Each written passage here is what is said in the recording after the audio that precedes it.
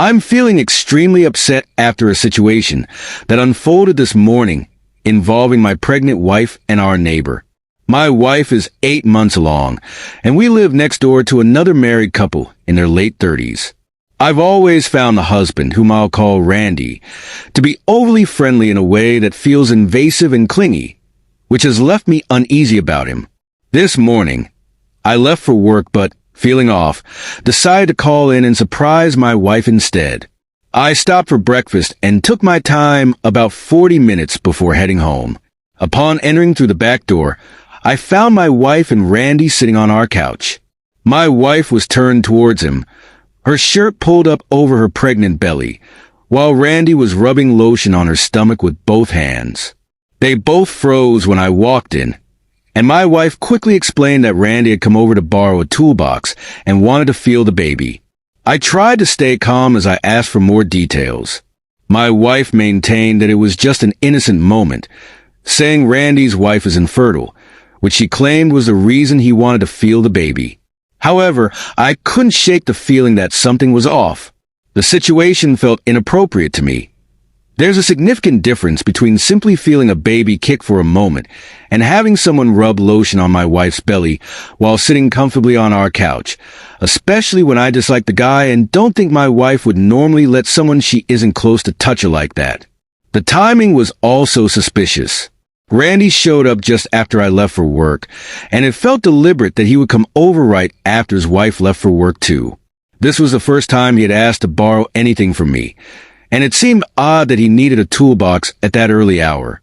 When I confronted my wife about my feelings, she expressed that I should drop the issue and not tell Randy's wife, Sally, since it would make more of the situation than it was. If everything was innocent, I reasoned, then why would it matter? Even if nothing more was happening, I was still very uncomfortable with what I had witnessed. It was her body, yes, but I felt like he overstepped boundaries in my home, especially since they were engaged in a private conversation.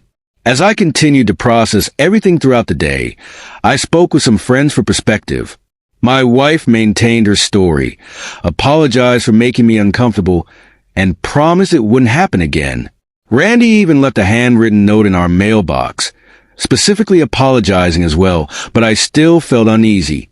I decided to reach out to Sally to discuss my concerns directly. I waited for Randy to leave for work, then called my mother-in-law to take my wife out for lunch to give me some time to talk to her. After she left, I went over to Sally's house. When I spoke to Sally, I learned that Randy had told her I had kicked him out and made a scene about not wanting either of them to speak to us anymore, which was far from the truth. It turned out that my wife had asked Sally and Randy to help her with chores she couldn't do as she got further along in her pregnancy. They had been over to our house multiple times while I was at work, and my wife had apparently communicated to them that I was okay with it, which confused Sally when Randy claimed otherwise. Sally mentioned that she had noticed Randy and my wife becoming fast friends, but attributed it to my wife's pregnancy, believing it was Randy's way of coping with his own wife's infertility. After I shared what I witnessed, both Sally and I were visibly upset. We cried and hugged as we discussed the situation. We both acknowledged the strangeness of the circumstances and realized we needed to confront Randy. Sally planned to call him at work, pretending to be unaware of the details, and see how he responded to a fabricated confession from my wife about an affair. After this conversation, I went back to my friend's place, but I started experiencing major panic attacks, worrying that I had made a huge mistake and might ruin my marriage. My mind was racing, and I felt like I was losing control over everything. You were at work when you received a frantic call from your wife, who was screaming for you to come home. She was in a state of panic because Randy, a mutual acquaintance, had informed her about a conversation he had with Sally, which led her to believe you thought she was unfaithful. In that moment of chaos, she accused you of being unreasonable and threatened to leave you, which made you feel like your life was crumbling. As you tried to comfort her for the sake of your baby, you impulsively mentioned that if she chose to leave, you would still want a DNA test to confirm paternity. This statement shifted the tone of the conversation dramatically. Suddenly, your wife was pleading with you, hyperventilating and apologizing, desperately denying any wrongdoing. In an effort to diffuse the situation, you suggested taking a drive to talk things through. She agreed, and you ended up in a parking lot where you confronted her about the possibility of infidelity, sharing that you had already learned some concerning details. During this talk, she revealed that she had been with Randy several times before getting pregnant, and while he had been occasionally involved in the child's life, they hadn't been intimate for months. She admitted that Randy had manipulated her, and she regretted lying to Sally about his visits, which she justified as daddy duties. You both acknowledged that your situation was dire, and you asked her if she could stay with her mother for a few days to give you some space to think and calm down.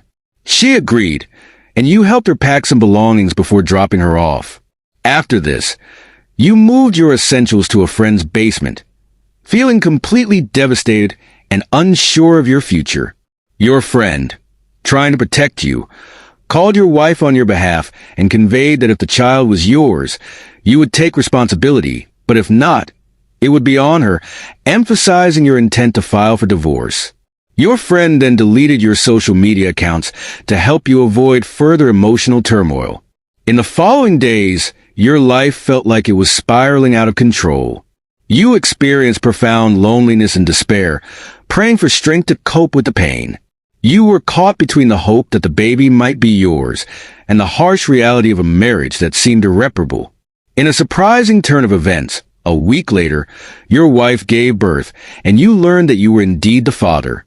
You were present at the hospital, which was a significant moment amidst all the chaos. The first weeks following this revelation were difficult, compounded by the drama involving both your families. Despite this, you found overwhelming support from friends and others in your life. Once your wife was discharged, you both agreed to meet and discuss the situation. You had a candid and emotional conversation, during which you expressed your hurt and anger, saying things you regretted and some that you didn't. Your wife spent much of the time apologizing and pleading for another chance at your marriage, but ultimately, you both recognized that the romantic love you once shared was gone. You agreed to focus on co-parenting your daughter moving forward.